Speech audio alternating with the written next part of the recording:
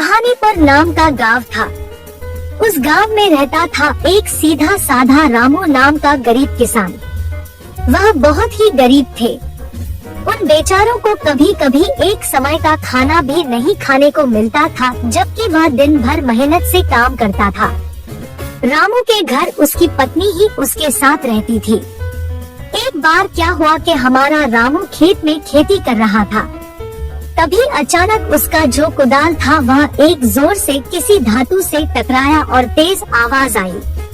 बेचारा रामू चौंक के घबरा गया। बोला, अरे ये क्या? उसने खोद कर निकाला तो वहाँ पत्थर का घड़ा निकला। खाली घड़ा और फूटी किस्मत। रामू सोचने लगा कि आखिर इस घड़े का मैं क्या करूँगा। उसने यह सोचकर घड़े को सेब के पेड़ के नीचे रख दिया। उसे वह रख रामू अपना खेती करने लगा। फिर दोपहर के समय वह अपना खाना लेकर सेब के पेड़ के नीचे खाने आ गया। भूखा थका रामू अचानक घड़े में देखता है तो यह क्या? घड़ा सेब से भरा था। उसने सोचा कि अरे इस खाली घड़े में सेब कौन भर गया। खैर ज्यादा न सोचते हुए रामू सेब निकाल कर खाने लगा और फिर घड़ा रख दिया। वह अभी सेब खा ही रहा था कि तभी एक और सेब घड़े में गिर जाता। फिर से पूरा घड़ा सेब से भर जाता है। घबराया रामू पूरी तरह हैरान हो गया, लेकिन तुरंत ही समझा गया कि ये कोई ऐसा वैसा घड़ा नहीं, बल्कि निश्चित ही कोई जादुई घड़ा है। फिर कुछ विचार करके रामू घड़े को लेकर अपने घर ले जाता है।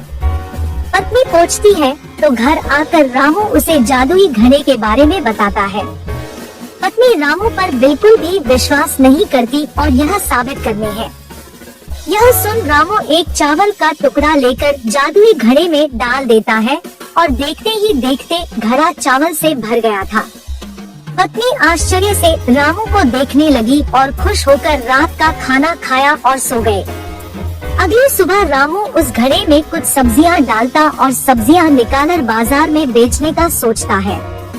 अब तो रोज ही ऐसा होता और फिर रामू मेहनत करके धन कमाया और बड़ा सा घर बनवा लेता है।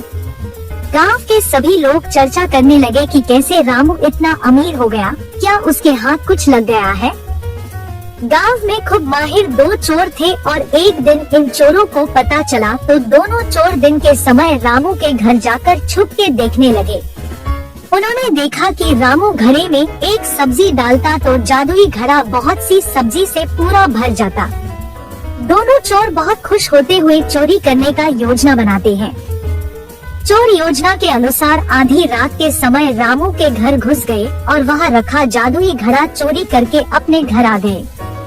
एक चोर जादुई घड़ा को परखने के लिए उसने एक सिक्का डाल देता है। हमेशा की तरह एक सिक्का बहुत सारे सोने के सिक्के बन गया। लालच बुरी बाला, दोनों एक दूसरे से जादुई घड़ा छीनने लगे और झगड़े में दोनों के हाथों से जादुई घड़ा गिरकर टूट गया और सोना भी गायब हो गया।